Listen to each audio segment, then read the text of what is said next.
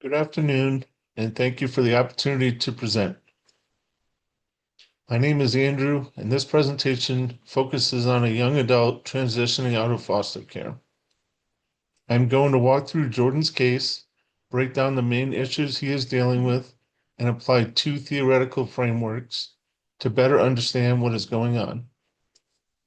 From there, I will connect that to practical social work interventions that can actually help him move towards stability and independence.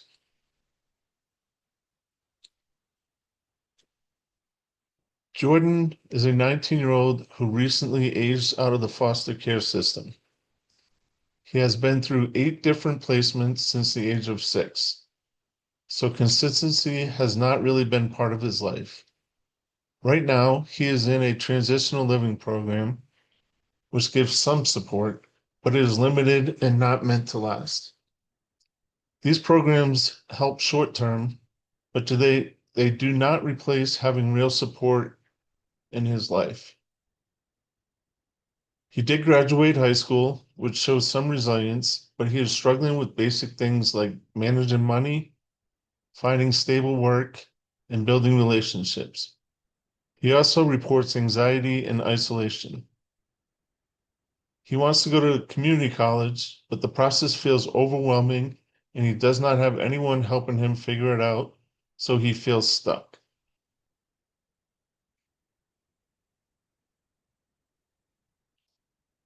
There are a few things that stand out right away. First is the number of placements. Moving that many times makes it hard to trust people or build anything stable. After a while, instability just becomes normal.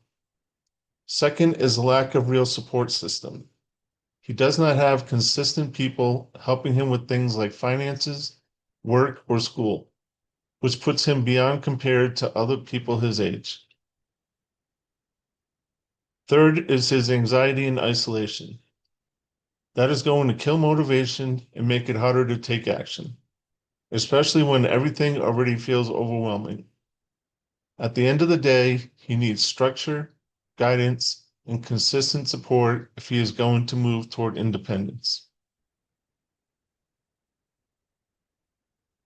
The first framework that fits here is attachment theory. This looks at how early relationships with caregivers affect things like trust, emotional control, and relationships later on. When those early relationships are stable, people usually develop a sense of security. When they are not, it creates problems that can carry forward. In Jordan's life, going through multiple foster placements likely prevented him from building consistent attachments. Every move reinforces the idea that people are temporary and not reliable. Research shows that kind of disruption affects emotional regulation and relationships long term, which lines up what we are seeing with him now. Attachment theory helps explain why Jordan struggles with trust and relationships. It gives a clear link between what he went through and how he functions now. The downside is you can get stuck focusing too much on the past and not enough on what can actually change. He is not stuck like this forever. In practice, the goal is to use that understanding to guide what we do. That means being consistent, following through, and building trust over time.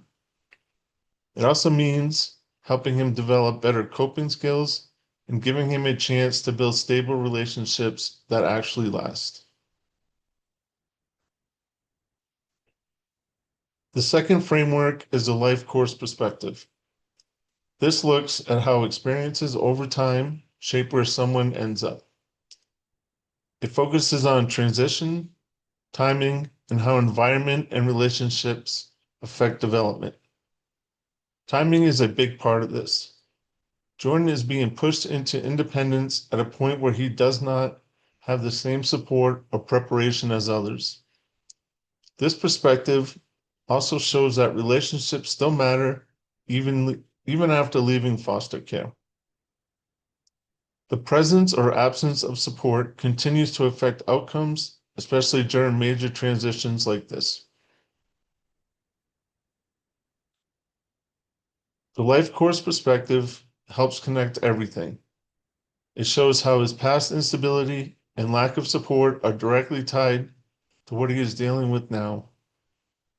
Aging out when he did, with limited resources, increases the chance of problems with independence, work, and relationships. The downside is it can get too broad if you are not careful, and then nothing gets addressed directly. In practice, the focus should stay on helping him handle this transition while also building something more stable going forward. Looking at his adolescence, there are several factors that shape how he got here. The lack of stability likely affected how he developed his identity, how he copes with stress, and how he trusts people. Those things usually come from consistent support over time, which he did not have. Moving from placement to placement also affects social development. It limits long-term relationships and stable connections with adults.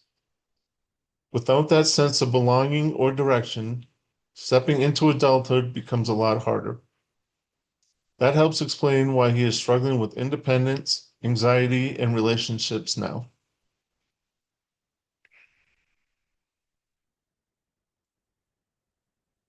Christian values line up with social work in a lot of ways, especially when it comes to dignity, compassion, and helping others. The idea that every person has value means Jordan should be treated with respect, no matter his past. It also emphasizes compassion, especially for people who are in vulnerable situations.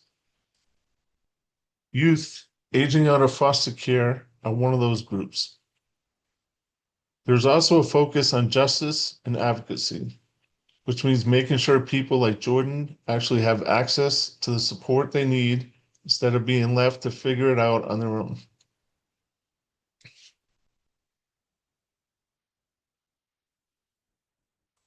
The Bible reinforces this idea of supporting people who are vulnerable. Psalms 82:3 talks about defending those who do not have support.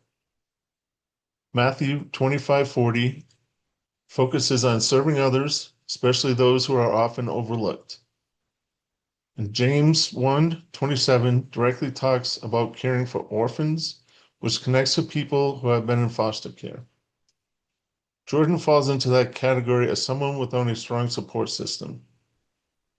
These verses back up the role of social workers in stepping in, advocating, and helping people through major transitions like this.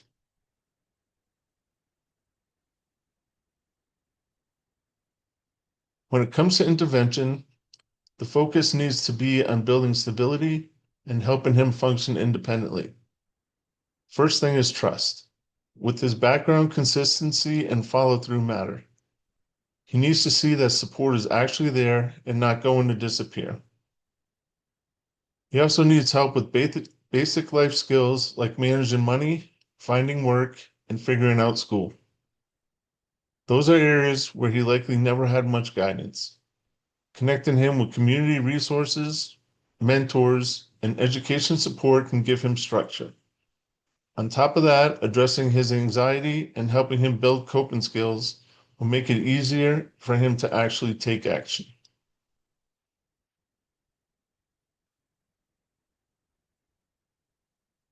Jordan's situation shows how early instability and lack of support can carry into young adulthood and affect multiple areas of life. Using attachment theory and the life course perspective helps explain both what he is dealing with and what he needs moving forward. The focus should stay on building stability, developing life skills, and creating support system that actually lasts.